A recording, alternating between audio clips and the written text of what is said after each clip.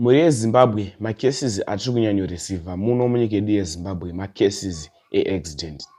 Ndatinamatei kuna Mwari kuti macases ayaya apere nekuti ndiwo macases awanda munyika ino yeZimbabwe.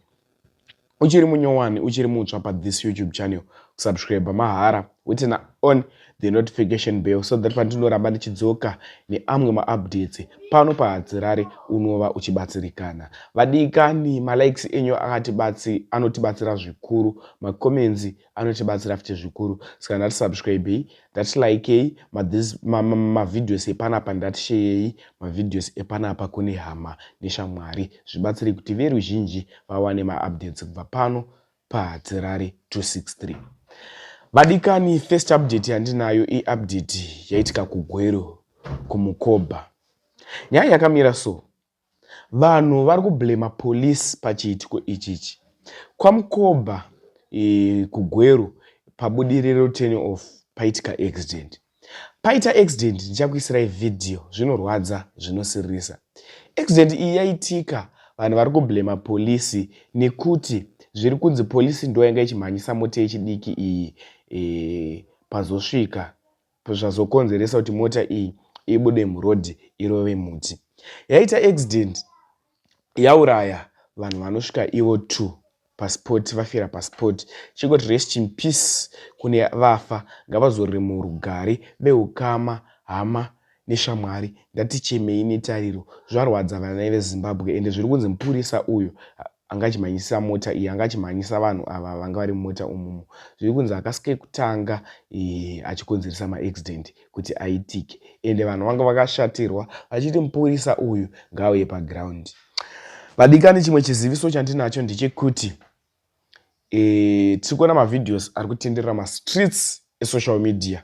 Ndiri kukuisirai hangu video panyaya yeaccident but tiri kuona mavideos ari kutenderera mastreets esocial media.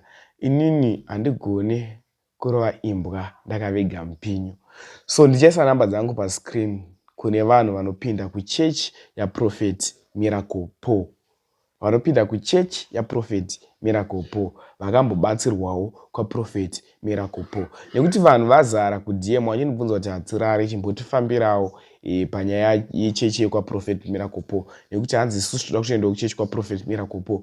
But tiri kuona mavideos ari kutenderera mastreets esocial media. So kune vakabatsirwa kwaProphet Miracle Paul, namba dzangu dzepascreen, uyai tigare pasi timboita interview tikurukure.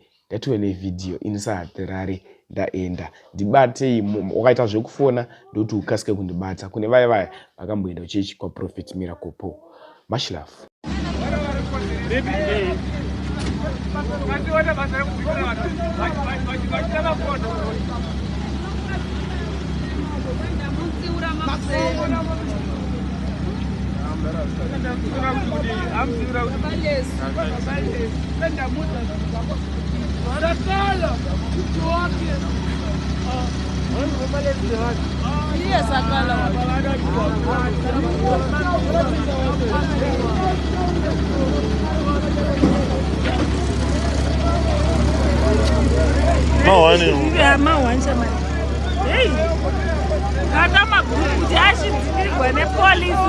Adzingirirwa nepolisi munhu afa.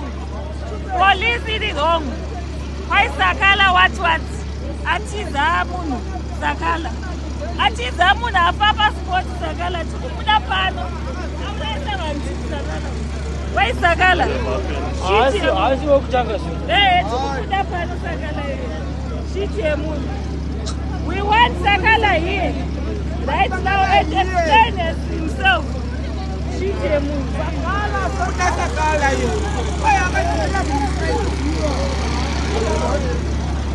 Sakala, why Sakala? We want Sakala. Pabudiriro 10 off. Koba dzingirirwa nepolice. Narwa moti. Vanhu vaviri vatofira pasport.